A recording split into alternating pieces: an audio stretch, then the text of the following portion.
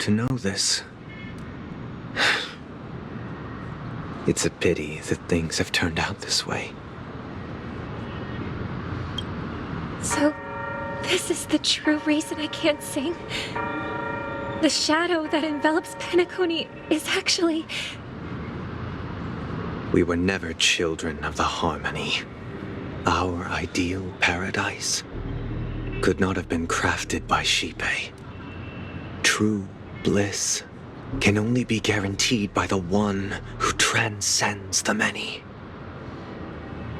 Within the foundation of law, humanity establishes civilization, and through harmony, we obtain order.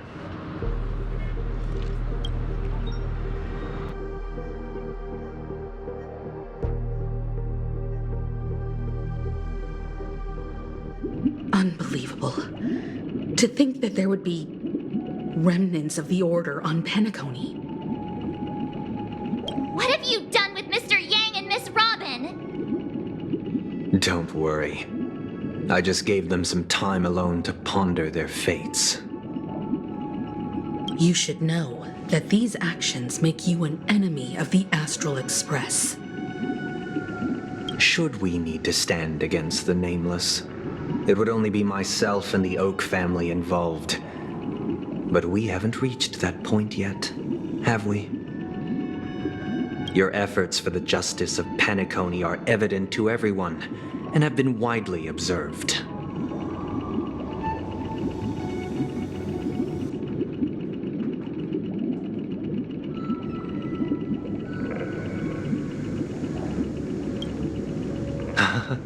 Patience is a virtue. However, I won't hold it against you. On the contrary, I'm here to make my intentions clear.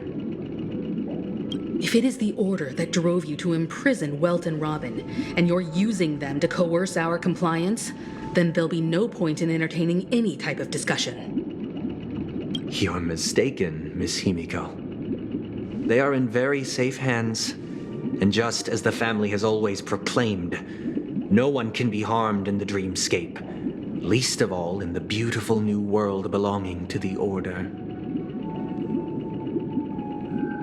Penacony and the entire universe have witnessed far too much innocent bloodshed.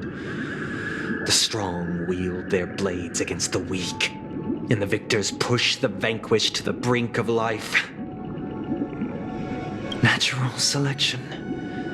The world abides by this principle, establishing the well-being of humanity atop the corpses of the downtrodden. Only we, or rather, I, possess the power to put an end to this farce. So you've decided to resurrect a dead Eon? No one's ever done such a thing. If Miss Himiko is interested, let's draw back the veil and speak candidly. I've always firmly believed that people can understand one another through peaceful means. I'm willing to divulge the unembellished truth as to the intentions of the Order's Pathstriders, so that you will make better judgment for the Astral Express, for Penacony, and for this stretch of the universe. Words can hardly do justice to the beauty of that ideal. So, come with me, everyone. Let us retrace our steps and see once again where this road leads.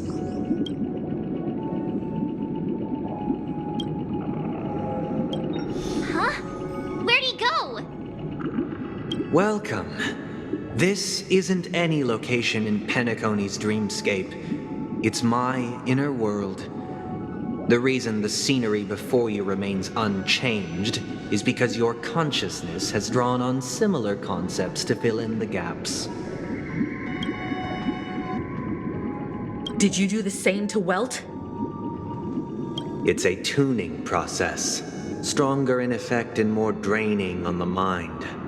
The gray-haired guest has experienced it before, so he should understand what it entails.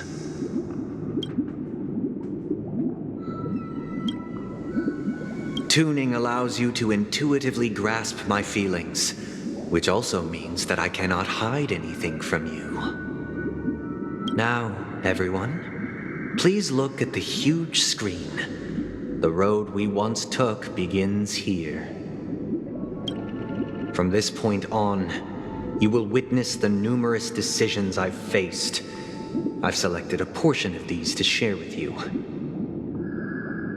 I believe after going through similar predicaments, you'll be able to better understand my thoughts. Let's begin. The first decision. A story about a baby bird. This story happened when Robin and I were very young. We were victims of the Stellaron disaster, and the family's Mr. Gopher Wood, who would later become the Dream Master of Penacony, saw that we siblings had no one to turn to and took us in. Later on, Robin and I lived a time with nary a care in the world. One day, after dinner, while my younger sister and I were lounging about in Mr. Gopher Wood's yard, we spotted a fledgling Charmony dove all on its own. That baby bird was tiny. It didn't even have all of its feathers, and it couldn't sing. When we found it, it was already on its last breath, having fallen into a shrub. Probably we decided to build a nest for it right there and then. However, thinking back, that winter was unusually cold, with fierce winds at night in the yard, not to mention the many poisonous bugs and wild beasts in the vicinity. It was clear that if we left the fledgling in the yard, it stood no chance of surviving until spring. So, I suggested we take it inside, place it on the shelf by the window, and asked the adults to fashion a cage for it. We decided that when it regained its strength enough to spread its wings, we would release it back into the wild. The tragic part, something that we'd never considered, was that this bird's fate had already been determined long before this moment. Its destiny was determined by our momentary whim. Now, I pass the power of choice to you all. Faced with this situation, what choice would you make? Stick to the original plan and build a nest with soft net where the Charmony dove fell. Or build a cage for it and feed it, giving it the utmost care from within the warmth of a home. I eagerly await your answer.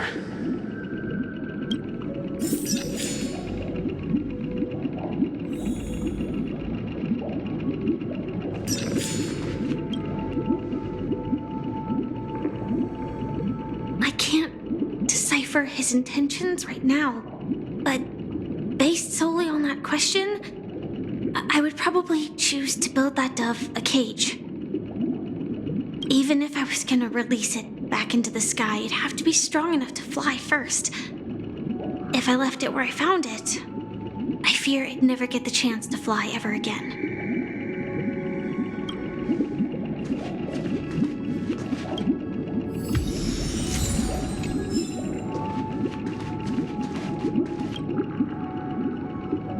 It looks like he really has no intention of imprisoning us. If it's just a quiz, I suppose it's fine to humor him.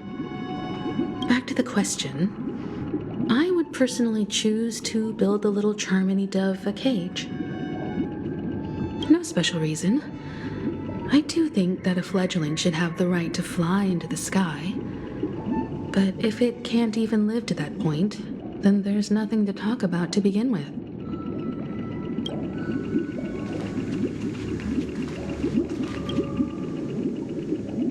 That guy just casually throws this kind of question at us? What exactly is his deal? But fine, I'll answer, I guess. If it were me, I guess I'd choose to build a cage for the little Charmony dove. After all, leaving it there. It's bound to get hurt by wild animals or something. And that'd just be too sad.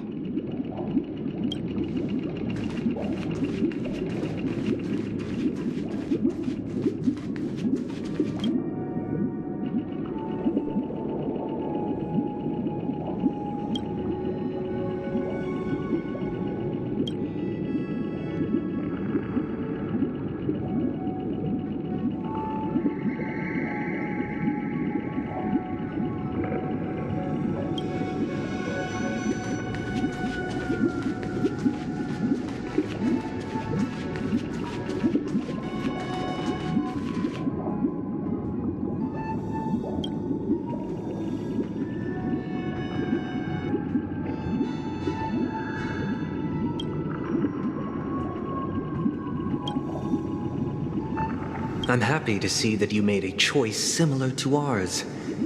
If your mind is made up, let me reveal the outcome of this choice. We passionately nursed it back to health, preparing only the best food for it every day. We even preened its feathers. Later, on the day that Robin left Penacony, we opened the cage door and let it fly back into the sky. I watched it for a long while by the window, probably about 3 or so days. In those 3 long days, the little Charmony dove tried again and again to spread its wings to fly into the sky, but fell to the ground, only to keep trying. Finally, on the 137th attempt, it succeeded. But its attempt did not go perfectly. After flying unsteadily for a while, it fell to the ground, unable to grasp the direction of the air currents. The fall shattered its wings. It writhed helplessly in my embrace. But it was all for naught, finally succumbing to a painful demise. And in that instant, our tender care, our given love and hopes, they all became the inevitable push that sent it to its death. I deeply regret the choices we made. Next, let us head to the second decision. This time, it's the story of a dream chaser.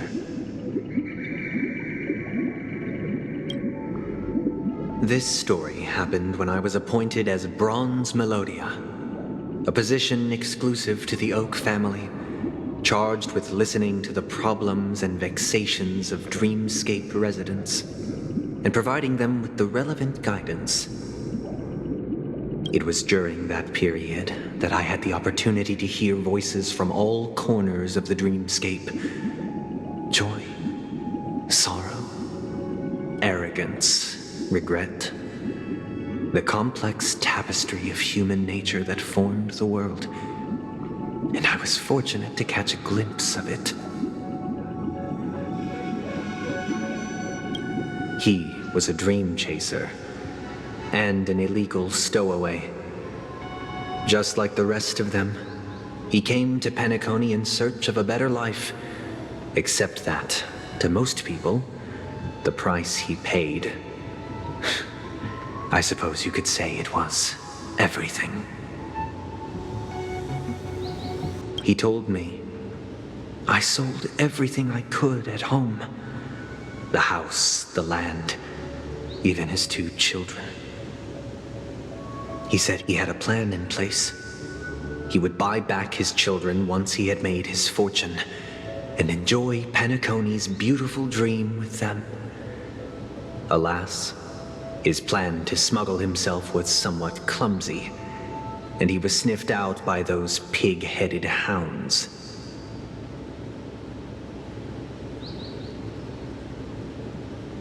After hearing the Dream Chaser's story, I immediately appealed to the Bloodhound family to cease their pursuit. That way, at least he could live peacefully. But I was still too naive to the ways of the world.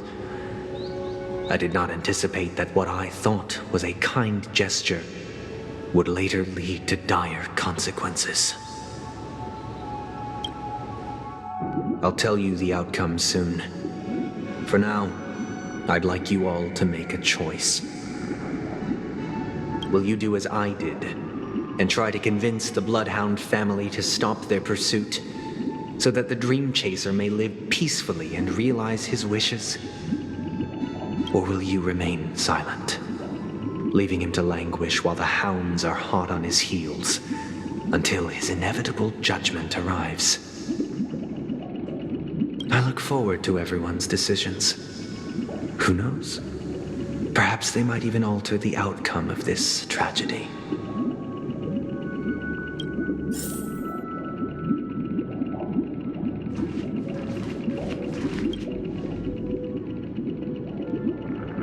A Dream Chaser story. If I acted out of kindness, I would probably ask the Bloodhounds to stop their pursuit and lend him a hand. But what cruel repercussion would this choice result in? I think Sunday must have been deeply impressed by the limitations of the strong defending the weak through this incident.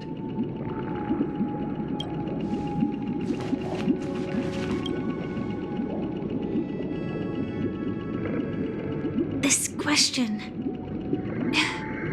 Surely it has some connection to the baby bird story. And this connection is precisely the breakthrough Sunday aims to use to persuade us. I'd probably choose to ask the Bloodhounds to cease their pursuit.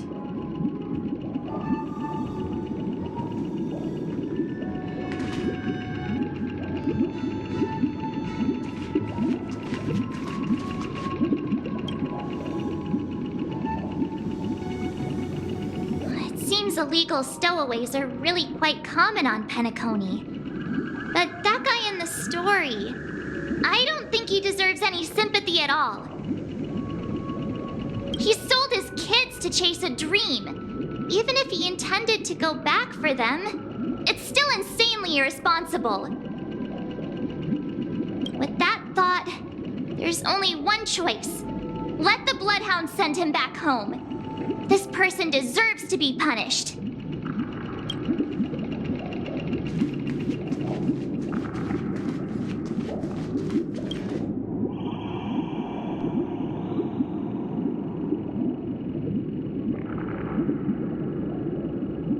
It seems you, like me, are pondering whether a different choice could have led to a better outcome. Sadly, his fate would only be more tragic.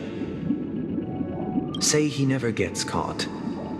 He would only die from delirium. The methods with which illegal stowaways enter dreams are unorthodox, not flawless like the hotels. Living in the dreamscape would be a mere pipe dream. Should he be apprehended? Could the hounds afford to turn a blind eye? The answer is a definitive no.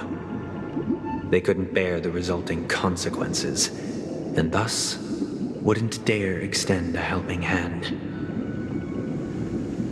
As to your choice, I once again offer my heartfelt apologies. Next comes, and the story this time is my own. This story happened the day I was appointed the Oak family head. At that time, Mr. Gopherwood was the current Dream Master, and as per his wish, we had a private conversation.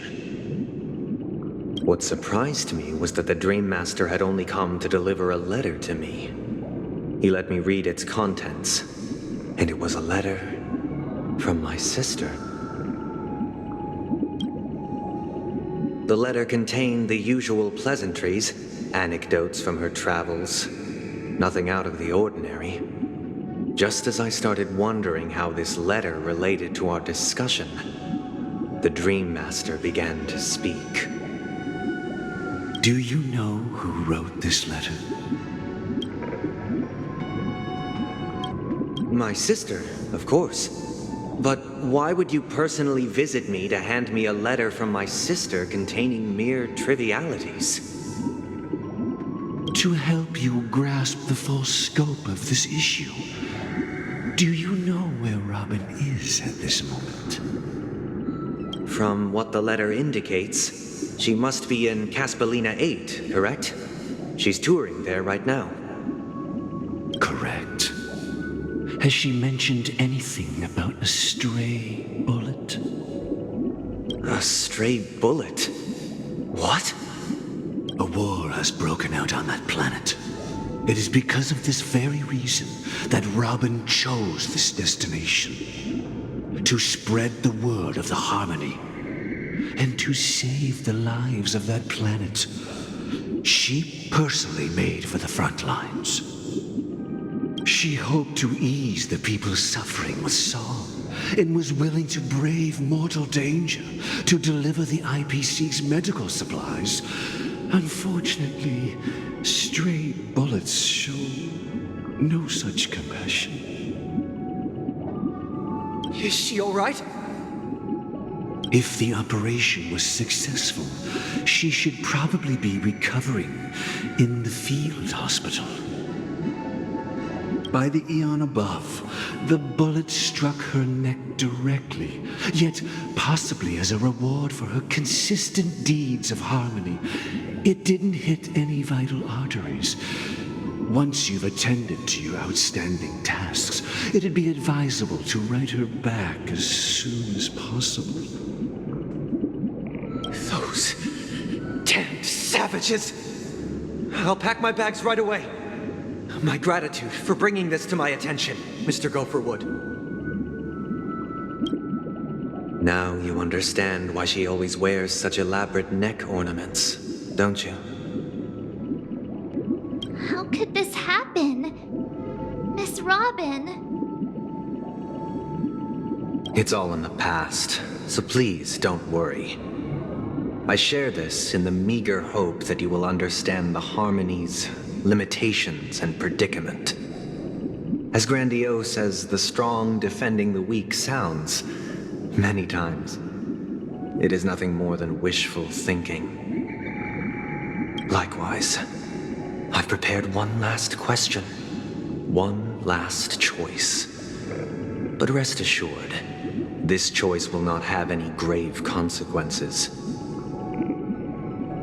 Because this is merely a figment of imagination, a nightmare that has haunted me through countless nights. If you ever had the opportunity to make a choice like I did, would you still support Robin's journey on the path of harmony?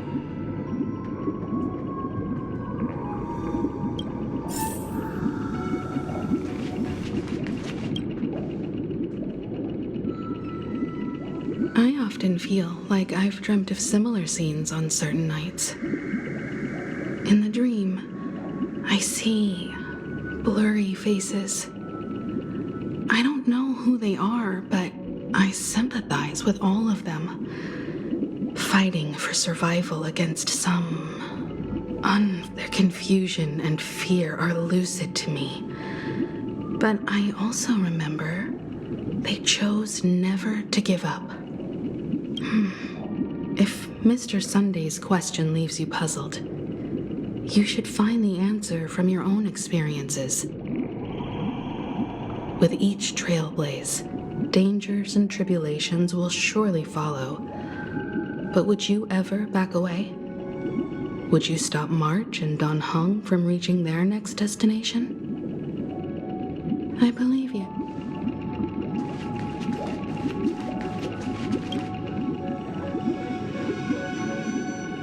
I can't believe that happened to Miss Robin. The strong defending the weak is a great mantra, but if I had to pay such a price, I don't know what I'd do.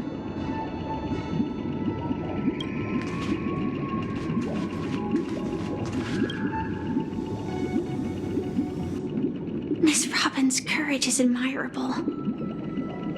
And here I was thinking she was just another superstar celebrity. she's also Mr. Sunday's younger sister? No, I doubt he'd wish harm on his own flesh and blood, no matter how grand the ambition.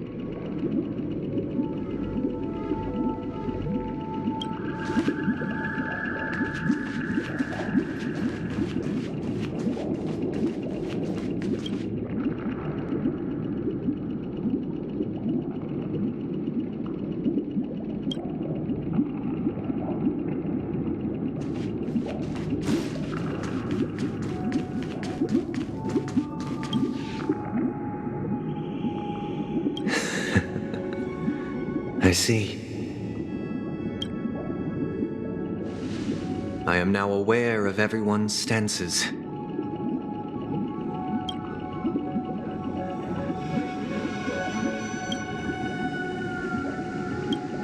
Raising these questions merely serves to illustrate one point.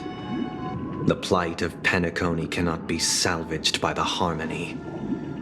The true foundation for a sweet dream paradise can only be established through the order where the strong govern the weak.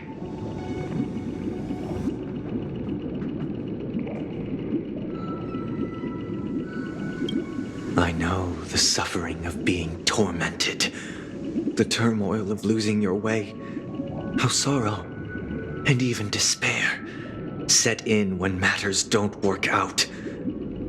All of this causes me unending pain, because this is not what happiness is at all.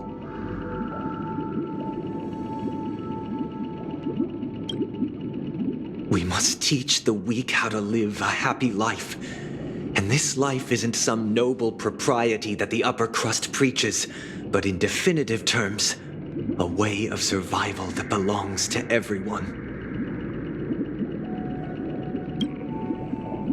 So what is your definition of living a happy life?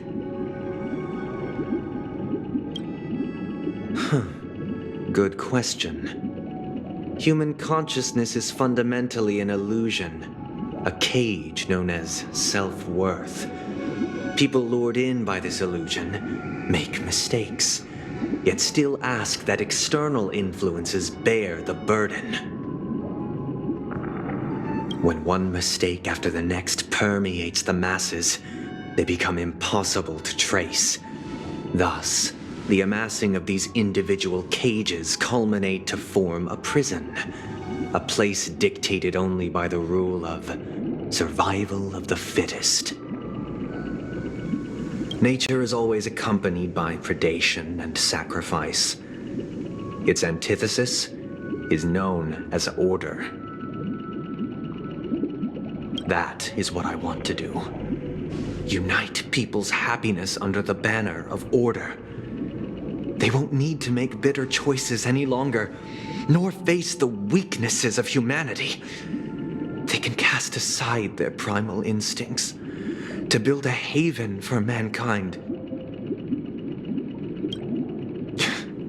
Simply describing thoughts is far too abstract, so allow me to provide a simple example. As you all may know, there are societal norms like weekends and long weekends that exist on some worlds. During these hard-earned rest days, people are given the chance to extricate themselves from the stresses of everyday life, allowing a certain tranquility to return to their souls. And it is only on these days that people do not have to adhere to the law where the strong prey on the weak. They can live out their lives happily during these brief intermissions. It's just a pity that 2 or 3 days are still too fleeting compared to the span of a lifetime. From where I stand, society's ideal system should be 7 rest days. Following Sunday, there should ensue a second, a third, and indeed an infinite procession of Sundays. This should be the face of the new world. Idyllic, eternal, peaceful days. And thus, every person can return to their base selves in this utopia. Some gaze in reverence at the stars, pouring their whole beings into calculating the distance between us and the isolated world of Pagana. Meanwhile, some seek refuge in quiet corners, holding one another, unencumbered by the chains of unwelcome obligations. There would be no need to bear the hardships of reality. Only in this way can humanity face the inevitable end with the purest of spirit, living a life of dignity. This is what it is to live in bliss.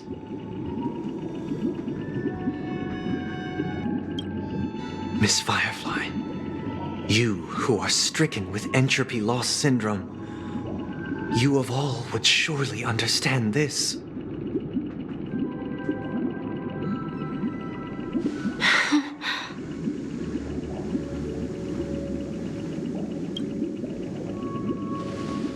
It sounds like a flawless theory.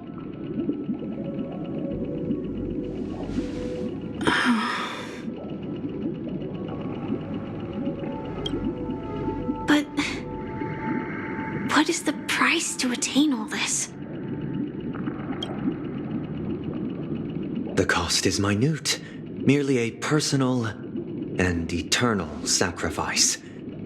If this paradise is to be maintained for everyone, someone must remain trapped in solitary awakening until the end of the cosmos. Awakening. Which means that this so-called paradise is still a dream. Stepping into this paradise means forsaking reality, correct?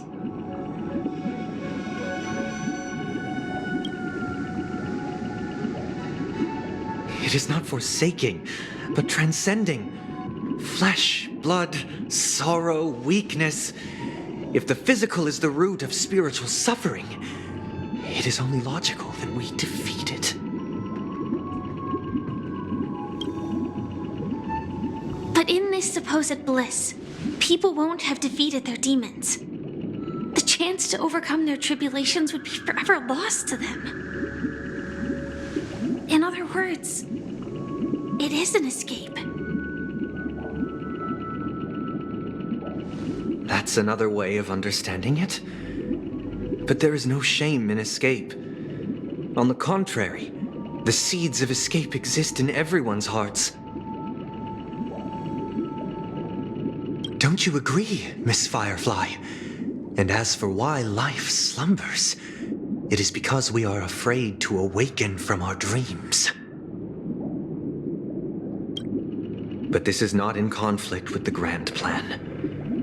Only in acknowledging this can we truly understand the frailty of human nature, and from there, show compassion and protection.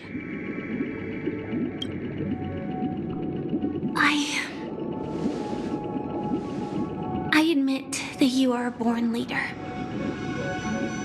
Your perspective on humanity brims with pessimism. Yet you express compassion for all. Even when you're... But unlike you, I live for the self. From my perspective, individuals making choices for themselves is their birthright. The want to escape may be innate in the weak. But whether they are weak or not, it is not up to another to decide. Perhaps in your mind, you also view me as weak?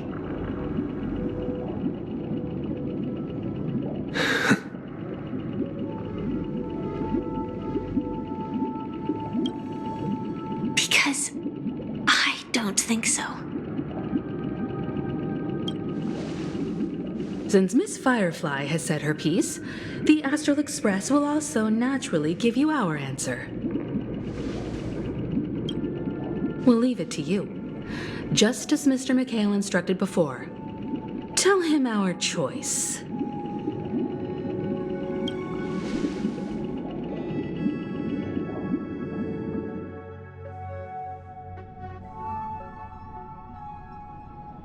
What is this place? Does this place ring any bells, Misha? I don't know, but I feel a sense of deja vu. What is this place? It's the realm within a dream bubble. This was left to the Astral Express by a nameless, but weirdly, when we entered it, it was completely empty. Dr. Edward from the Dreamscape sales store told me that dreams are formed from memories, and a dream bubble can't take shape if its core is empty. So I thought you might be able to help us in unraveling this mystery, Misha. As a hotel doorman, you know Penacony best among us. I don't know much about dream bubbles, but if you want to figure out what this mansion is, I'll do my best. I'm counting on you then. Himeko, I still don't get it. Why were you so sure that Misha had a connection with this dream bubble? I wasn't sure. It was just a hunch. But since Misha feels familiar with this place, my hunch might be correct.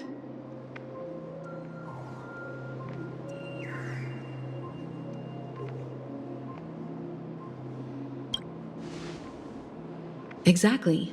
This is where you and Firefly encountered death, which we now know as dormancy. Considering its connection to Dreamflux Reef, it's not surprising it appeared here. The question now is, who brought you here? Based on the clues we have so far, it's unlikely to be that masked fool, so identifying them is crucial to us. We're drawing closer to the truth once more. Let's give Misha some time, as I believe he'll unveil the secret of this dream bubble. All right, but there are doors all over the place. Which one should we choose? Do you have any idea, Misha? I guess... maybe this way?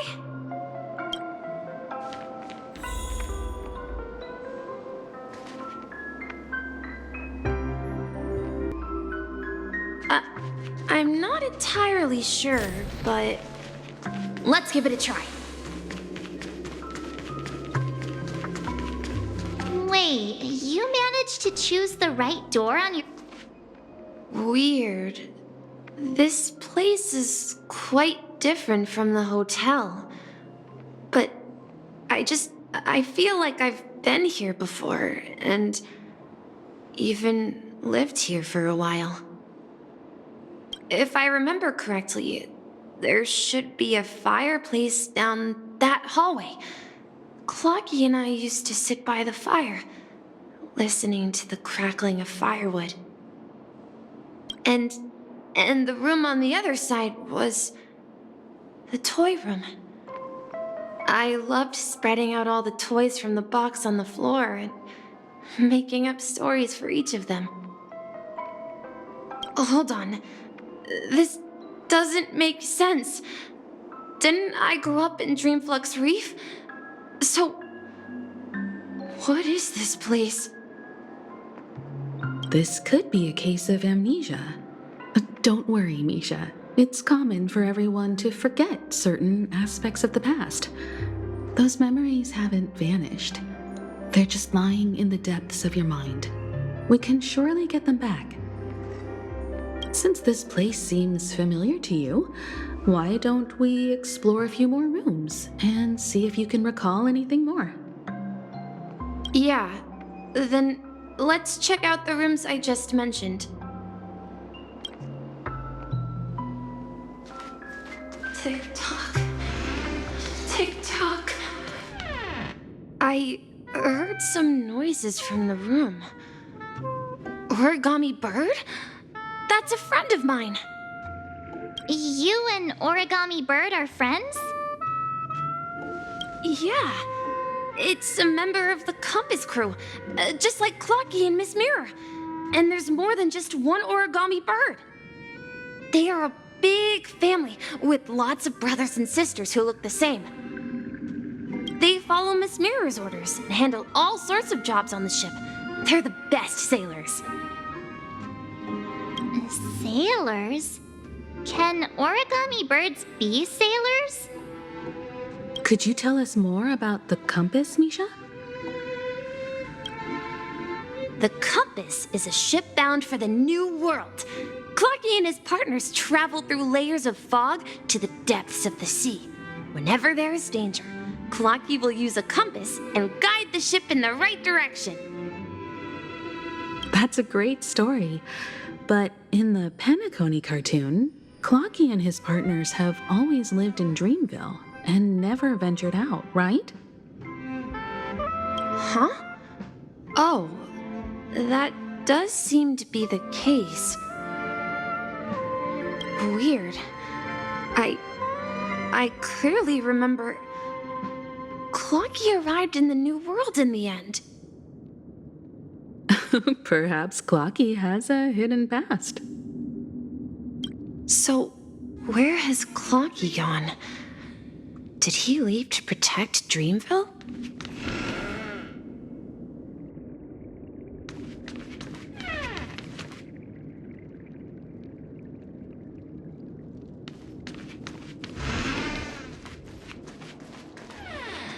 Tick-tock. Tick-tock. Mikhail, that's the name. Now we all know him as the Watchmaker. So, who is he talking to? Do you know anything about it, Misha? I'm sorry. I don't know much about the Watchmaker. But, Mikhail... Anything special about that name? Mikhail is Grandpa's name. Grandpa? Do you mean you're the Watchmaker's grandson? But we haven't heard anything about the Watchmaker having descendants. And the name Mikhail is not rare. Perhaps it's merely a coincidence. Could you tell us more about your grandpa, Mikhail? Yeah, sure. He was a seafarer who fearlessly ventured into mysterious seas and storms. He was always on the sea and had lots of friends who accompanied him on his travels. He didn't want me to call him Grandpa because that would make him sound old. He believed he was still young. The name Mikhail was given to him by his parents, Mihaly and Elise, both renowned seafarers. Every time he came back, he'd share his logbook with me and tell me about his adventures at sea. I want to become a great adventurer, just like him. It appears that the seafarer has nothing to do with the Watchmaker. So, perhaps it's just a coincidence? So, where is your grandpa now? He went off on a new journey, and it's been quite a while since I last saw him. I think I hear the sound of water. You once mentioned there's a magnificent fountain up ahead.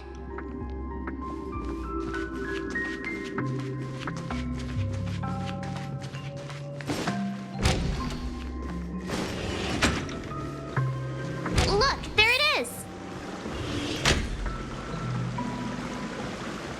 The water resembles a precious jewel embedded in the dreams of all seafarers.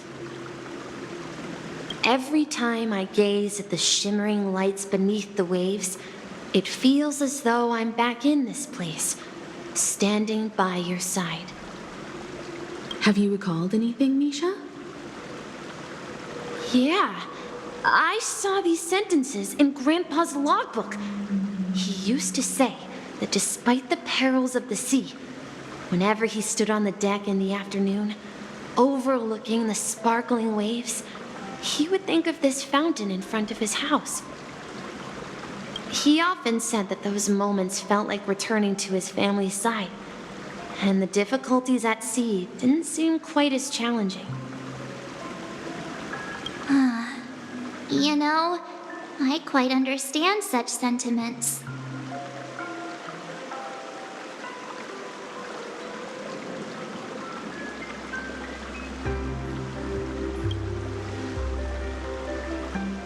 Hey, don't tease! I was just being a bit sentimental. Perhaps every adventurer far from home carries a fountain within their soul. Even though the other side of the sea remains shrouded in the unknown, the fountain in front of his house serves as a compass, leading him back to his cherished ones. Yeah, while Grandpa was at home, we would stand by the fountain and place the compass, a toy boat that I made, into the pool. Back then, I would ask him when I could go on adventures like him, and he would always laugh and say I was still too young. It seems this Mikhail is truly a seafarer and has nothing to do with the watchmaker. Yeah, based on Misha's recollections, the scenes in the dream bubble appear to be his childhood memories. But this raises more questions. According to Misha, he was clearly born on an oceanic planet and led an ordinary life, with no connection to Penacony at all. Could this be some sort of metaphor? Perhaps the sea refers to the memory zone. I'm sorry. I don't know, but my memories keep pouring out uncontrollably, like water flowing from a fountain. Perhaps I'll remember more things if we go further.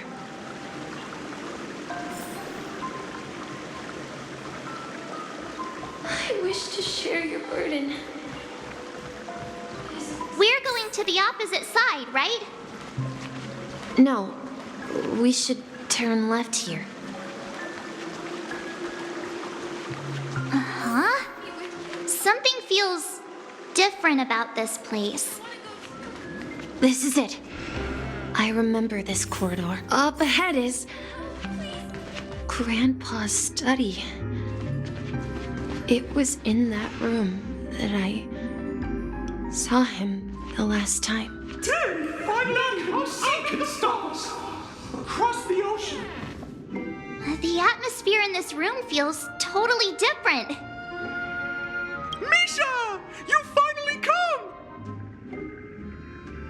Clocky, you're here! Huh. Yeah. This is the room where we first met each other. Are those books on the bookshelf logbooks left behind by that seafarer? Yeah. Whenever he came back, he placed a logbook on the bookshelf in his room. They contain records of his expeditions to every corner of the world. He described our world as a fountain. At some point, the sea started to gradually swallow up the land where people lived. To ensure that everyone had land to settle on, he had to continue exploring the sea and search for the source of the rising seawater. On that day, he called me to his study, telling me that he was embarking on another journey. However, I could sense the gravity in his expression. It was the same look I had seen on my father's face before his final voyage. I asked him if I could go with him, but he said that my adventure lay elsewhere and told me to stay home and patiently await a certain sound at the door. What sound? He told me about a vast ocean in the sky. An ocean of stars. He spoke of a train that transports children with a desire to venture far away, traversing the sea of stars without ever stopping. He said that he knew the crew on the train, and that he had asked them to take me along. He said the journey I had always dreamed of would start there. A train? Could it be? It's the Astral Express. I remember now. Grandpa's friends are a group of nameless who came to this world to resolve a disaster caused by a star. Then, he gave his pocket watch to me. It was his cherished treasure, appearing in every one of his adventure tales. He explained that difficult times were ahead, but assured me that the watch would guide me. He said, as long as I kept moving forward, I'd eventually reach my desired destination. And then, it was as if I heard the distant sound of a train whistle echoing throughout the room. Exactly, Misha! And then we followed that whistle, didn't we? Yeah. I think I can still find the way we took back then.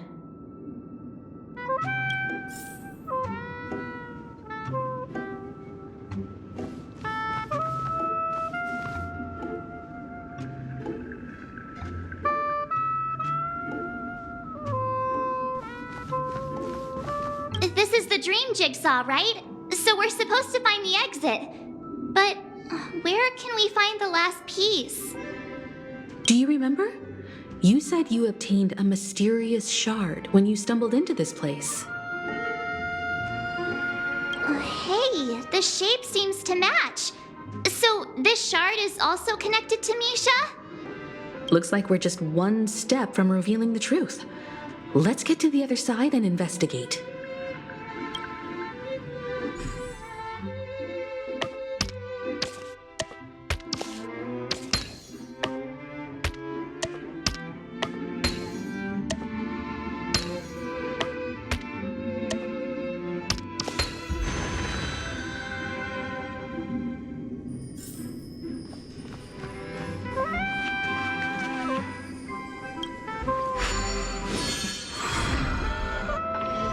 This is it.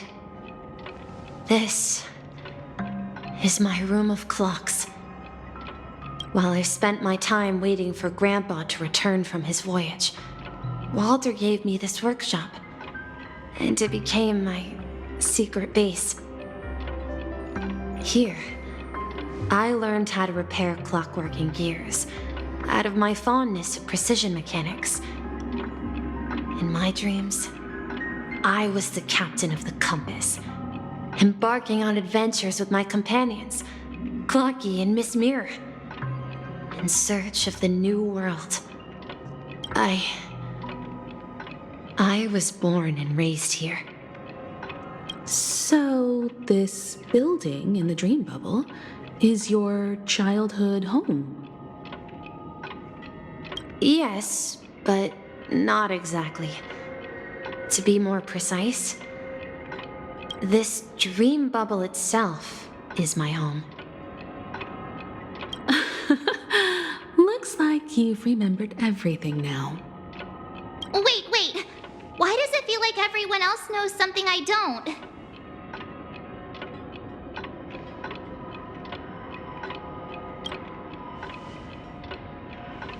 March, do you remember when he mentioned a clocky that only he could see?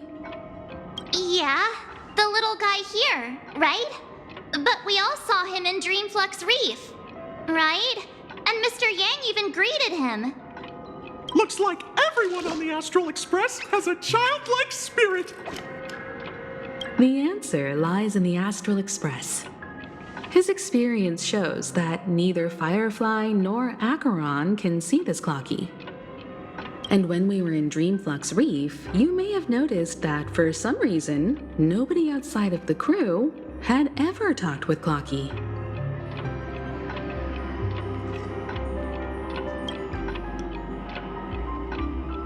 A mimetic life that can only be seen by a select few. It's just like a hidden message left by someone for the nameless. But Misha can see Clocky too, right? They even grew up together. But Misha hasn't started the way of the Trailblaze yet. That's the key to the mystery, March. Now take a moment to recall. Have you ever seen anyone outside of the crew interact with Misha?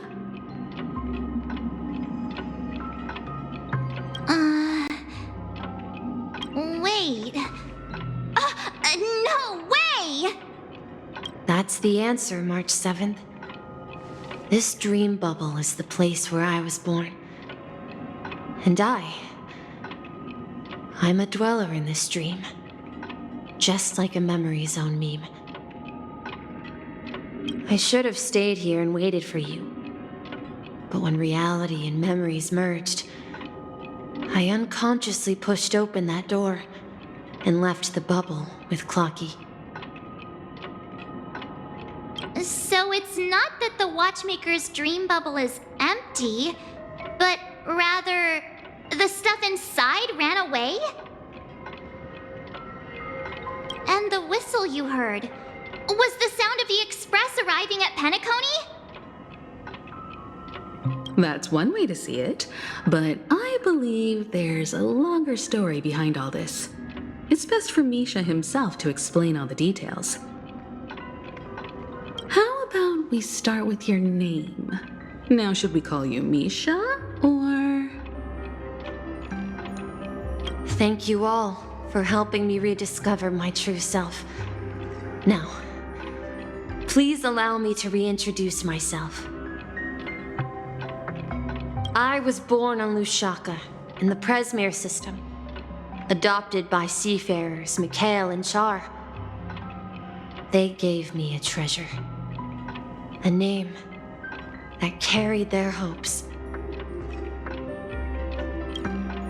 Mikhail Char Legwork, or simply Misha. If you prefer, you can call me by a more familiar name, the Watchmaker.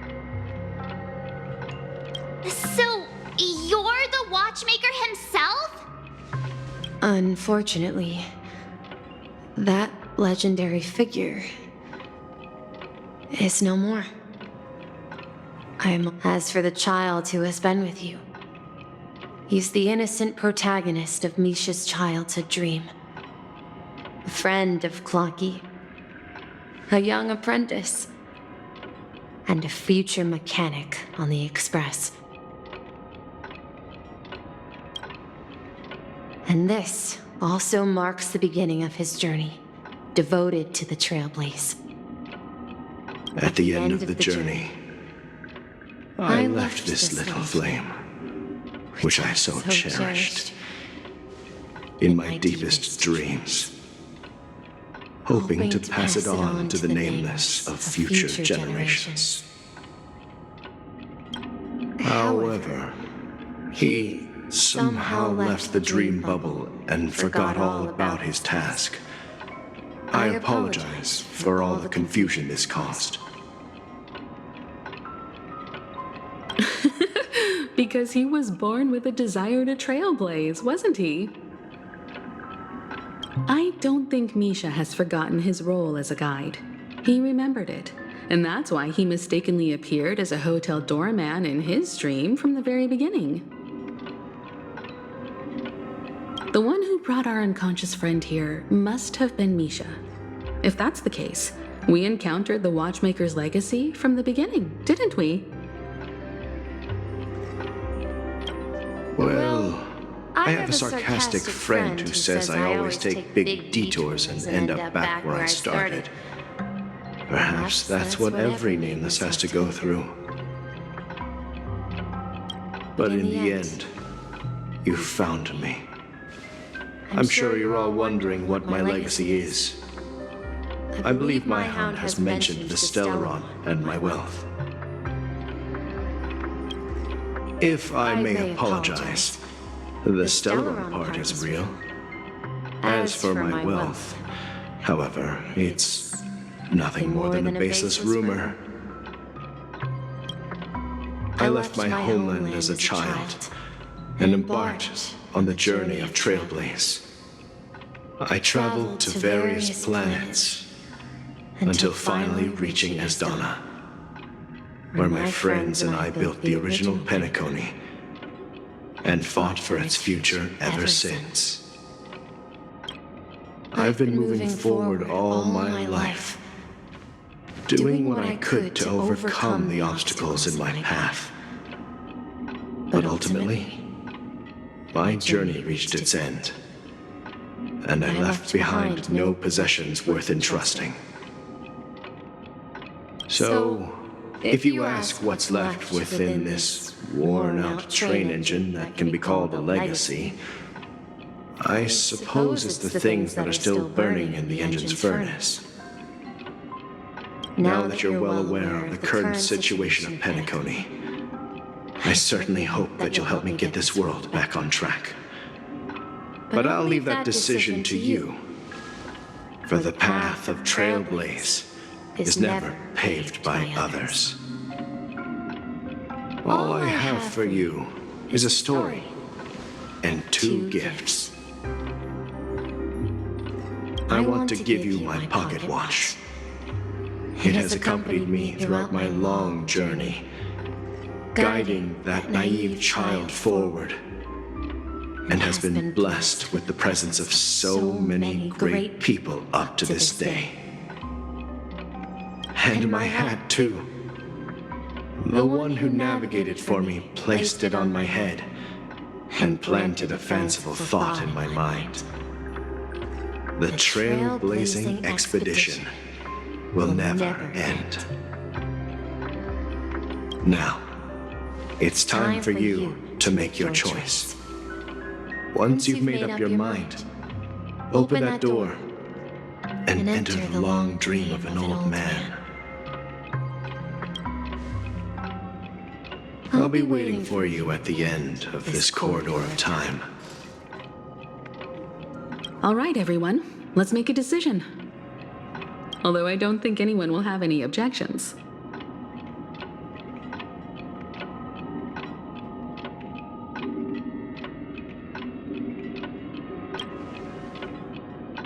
Of course. We've come this far. Surely there's no other option than moving forward. In that case, it's unanimous. Then let's proceed together to the end of this stream and tell Mikhail our decision.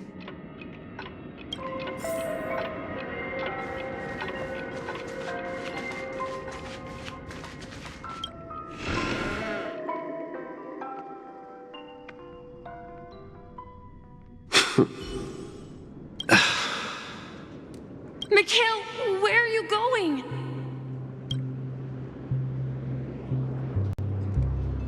Someone has to step up and save Lushaka. So why can't it be me, Misha? Please don't go. And if you must, please take me with you. Don't leave me alone. Even without me, you know how to proceed forward, brave Captain Misha. The compass is waiting for you. Haven't you always wanted to be a better adventurer than me? Now go! Board that train and start your journey! Where are you going, Mikhail? I'm going to clean the floor in the parlor car. I've promised the conductor. Wait, first tell me, did you fix this watch? Yeah? I know what it looked like before. Its chain was broken, the back case torn, and the marks on the dial all worn out.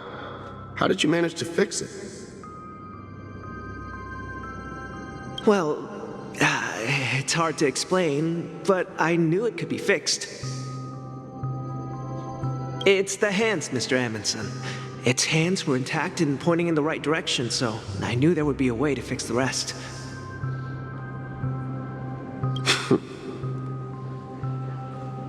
I see.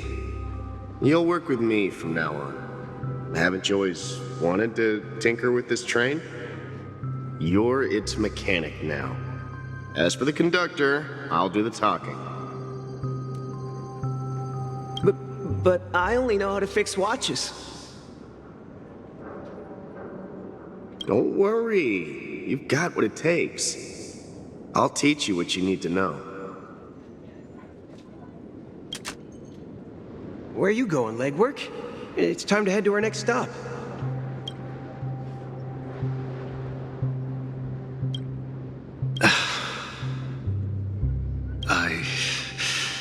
I'm staying in Astana with Rosalina and Tiernan. I see. This place reminds you of home. The people of Astana have only achieved a tiny victory and still have a long way to go towards true freedom. Hanunu needs us. Don't worry, not all journeys lead to the stars. Even if I leave the Express, our path of trailblaze will continue. Yeah. I knew you wouldn't stay on the Express forever. Leave in peace, my friend. And, take this with you. This is Mr. Amundsen's hat. But why? When he departed, he said he would leave it to his best student. Well, I suppose the time has come. Farewell, legwork. Take care of Tiernan and Rosalina. And don't forget to write to us.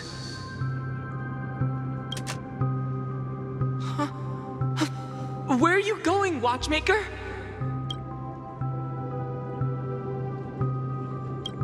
Don't worry, Micah. Just going on a little trip. Someone has to be at the forefront of the interstellar frontier, and I'm the only former nameless in Penacony. So why can't it be me? Because you're all we have! Have you forgotten about Tiernan? The cosmos is way more dangerous now. What will happen to Penacony if we lose you too?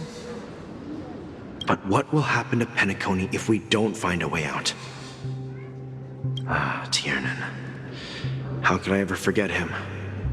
I've spent countless sleepless nights asking myself why I didn't go with him back then. We Nameless won't stop. Don't worry, Micah. It's just a matter of getting back to my old profession. Just wait for me to come back. But if, and it's a big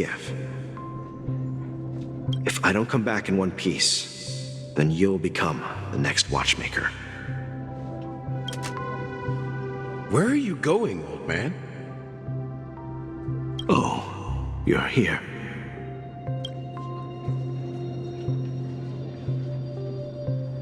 Answer my question. What are you up to? Relax, Gallagher. I just came up with a great idea. Wanna hear it? Oh, come on. Aren't all your ideas just ways to get yourself killed? Maybe if you die too, the secret of the Stellaron will go to the grave with you. Yes, I'm afraid there's no way out in Penacony, so I'll have to consider alternatives beyond Astana. We'll organize a festival using the Watchmaker's legacy as a facade and send invitations to the entire cosmos to gather people here. So, a desperate struggle against the family? Desperate? Don't we have you here, my friend? This task is challenging, but what hasn't been challenging for us along the way? Well, whatever you do, remember, make sure to send an invitation to the Astral Express.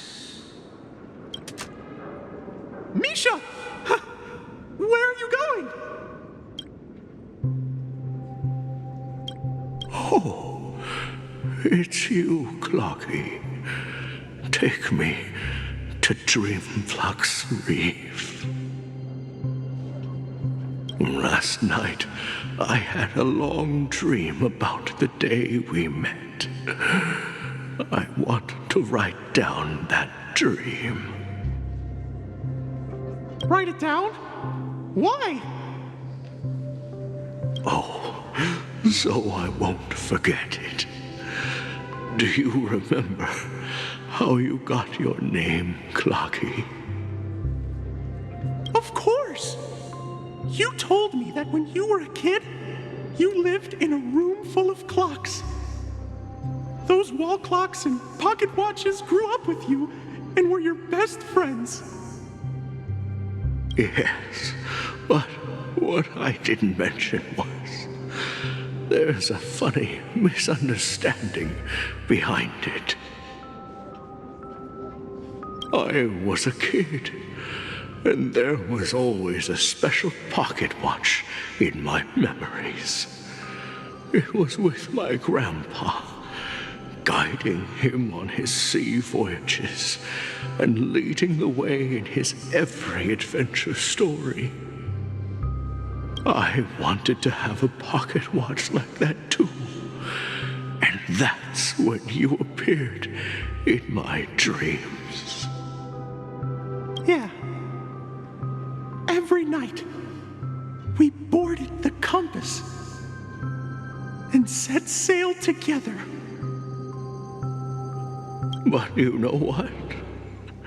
It wasn't until the day my grandpa gave it to me that I realized it wasn't a pocket watch at all.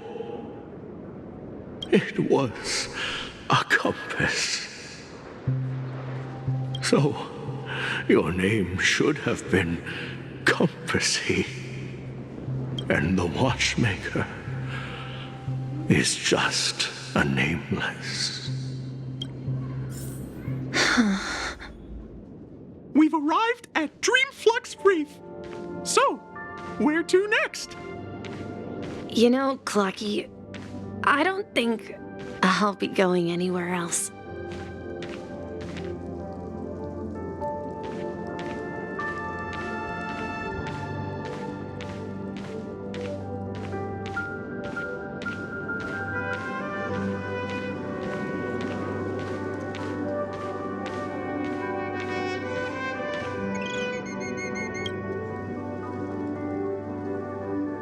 I've traveled far enough, and it's time for a little break.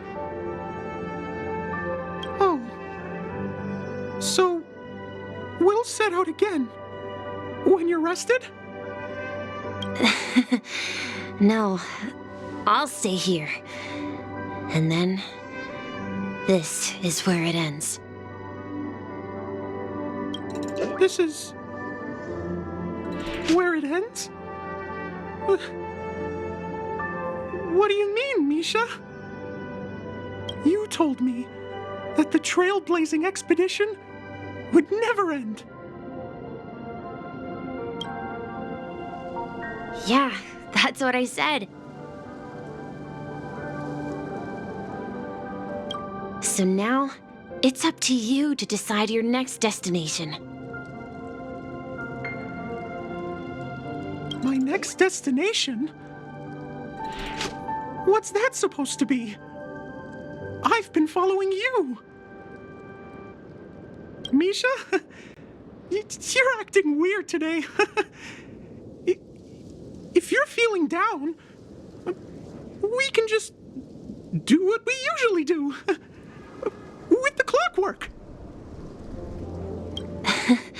No, I'm not feeling down. As for clockwork, yeah, it resolves all problems in this dream.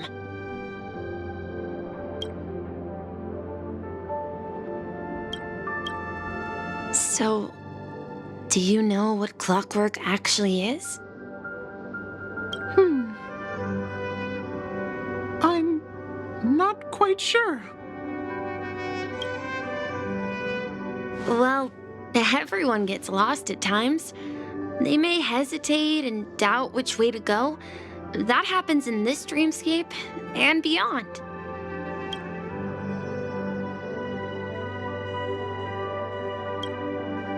But don't worry. Everyone goes through moments of uncertainty and hesitation. Eventually, they gather the courage to make bold decisions.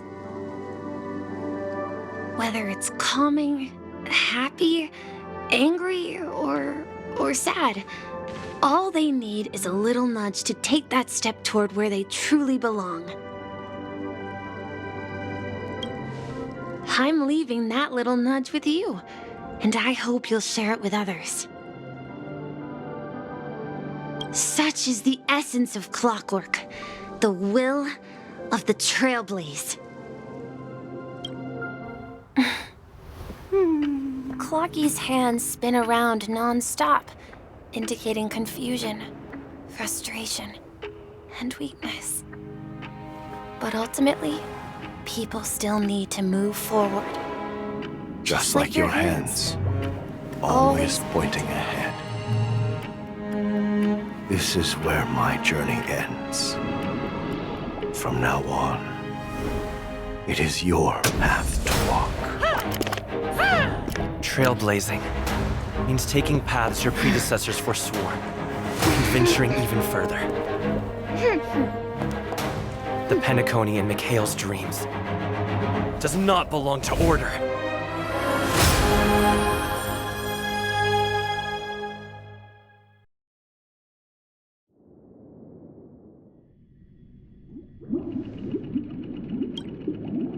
I can't believe that Eon would cast a glance at Penacony at a time like this. Is it because of the resonance from the legacy of the Trailblaze?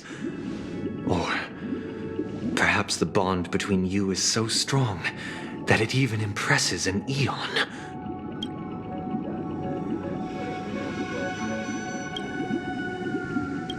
Well, there might be another possibility.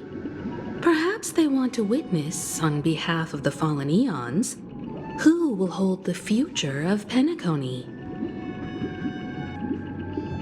If that's the case, on behalf of the Dream Master of Penacony and the 107,336 members of the Oak family, I'm cordially inviting you all to the Penacony Grand Theater to participate in the upcoming Charmony Festival. And, of course, you won't be in the audience, but on center stage.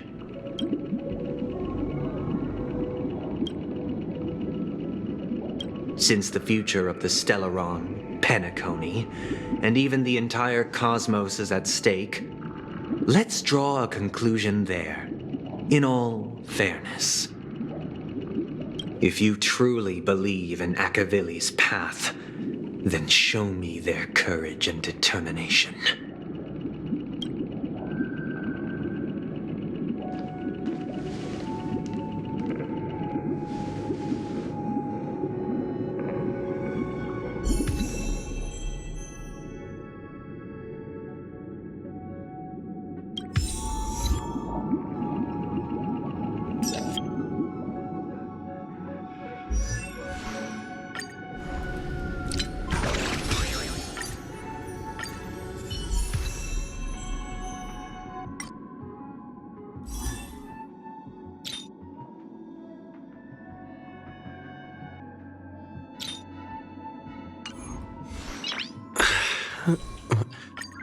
Nice.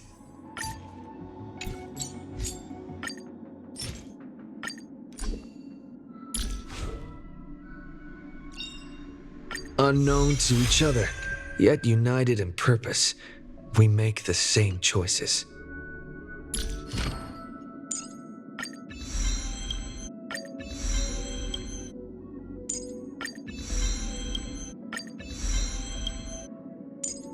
Before our paths diverge, savor the shared journey.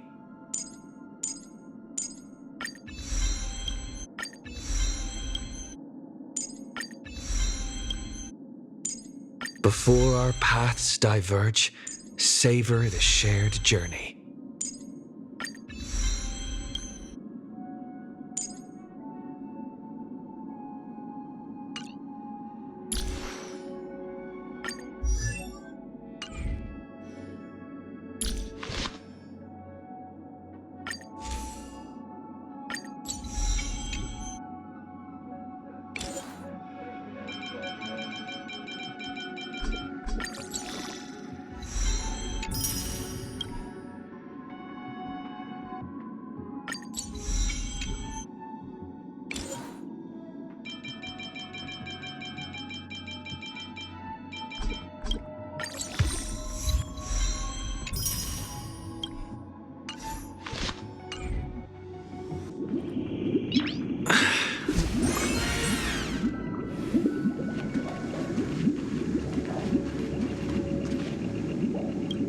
Does that mean he wants to fight us during the Charmony Festival?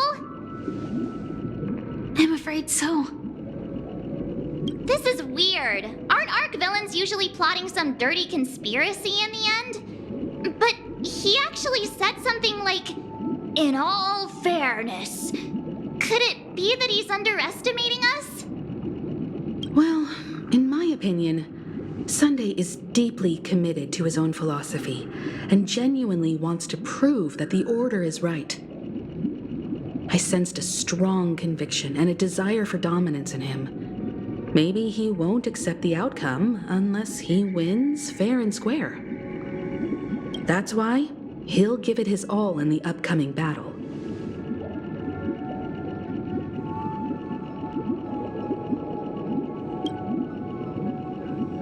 Yeah, you're right.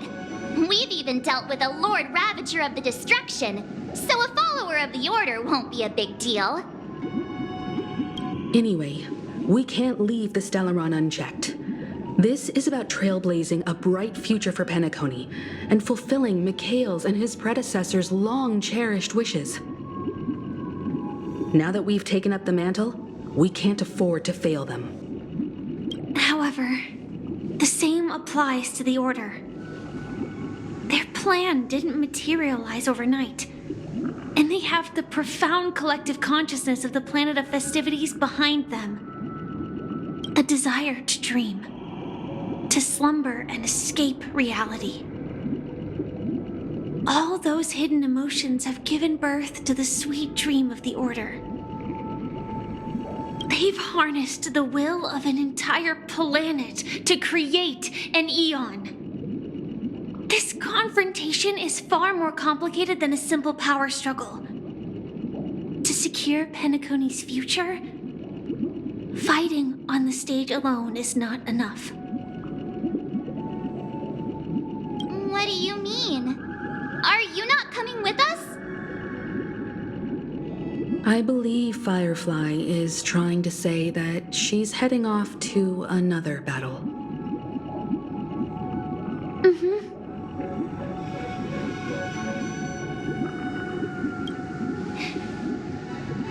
Before I left, the Destiny Slave told me that this journey would bring unforgettable rewards.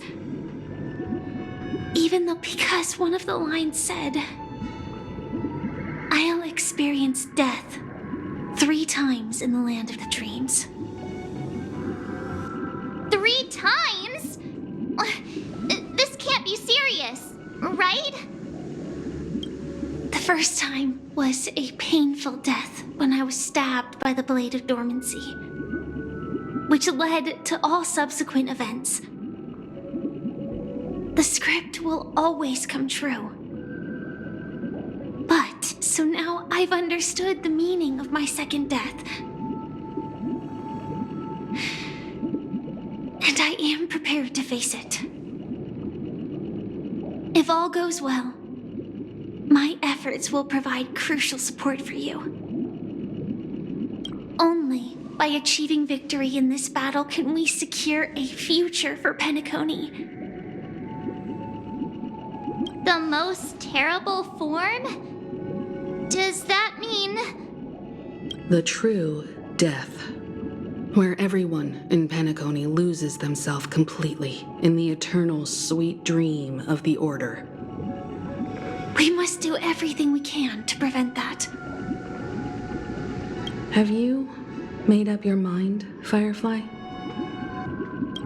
Yes.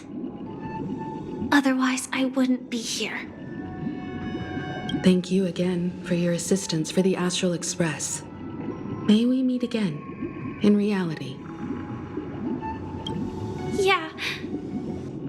Farewell, everyone. May your trailblazing expedition never end.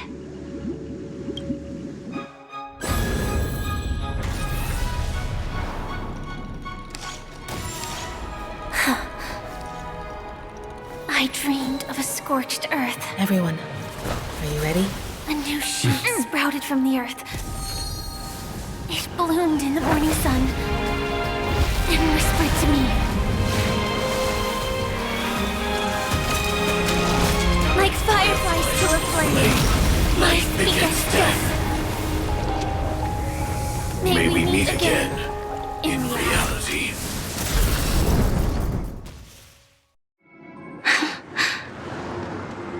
After today, Japella's name will disappear from cosmic history, and the Everflame Mansion will take its place. In the not-too-distant future, that's your next stop. Land of the Dreams. Penacony. I hope you find whatever you seek there, be it answers or salvation.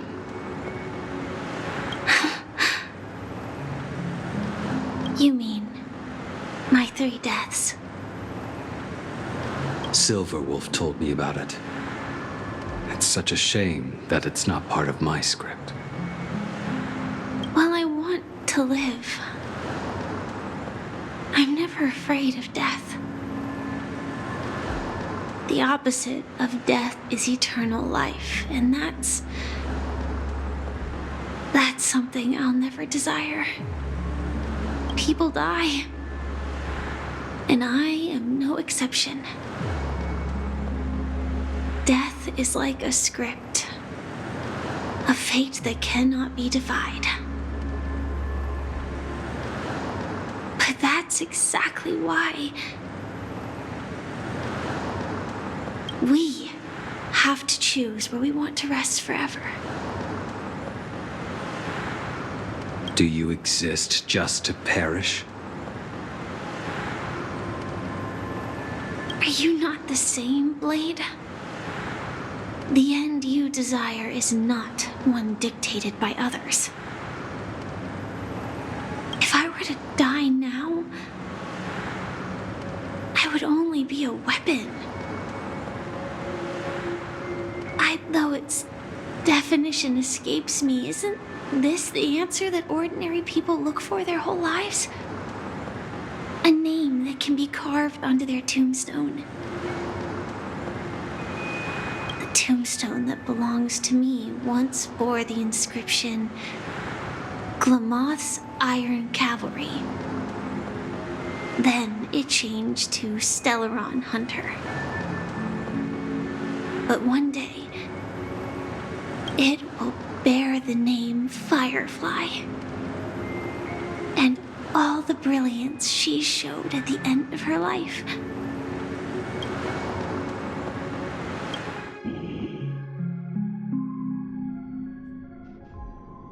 That's quite unexpected, old man. Who would have thought your crazy plan would actually work? Do all you nameless fools just act on a whim? I can sense that this false sweet dream is coming to an end. The nameless may be young, but they had the ability to achieve this goal. Just like you did in your time. It's a shame you won't be able to see it firsthand. Maybe I won't either. Once something fictional is seen through, it ceases to exist. Yeah, not just those nameless. Even Mr. Wings is just like you. Stubborn, won't listen or give up, no matter what. Well, but in the end, we managed to do it. And now we can find solace. Remember, well, I don't know if they really meant it, but if longing for freedom means going to hell, then I'll be joining you soon, you fool. Let's get together and have supper again in hell.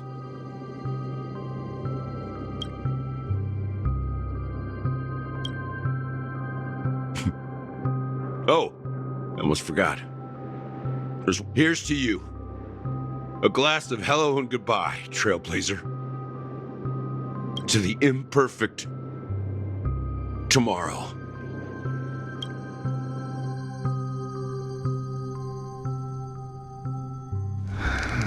It's warm here, isn't it? You're lucky to have found shelter from the rain, let alone fresh berries in this desolate place.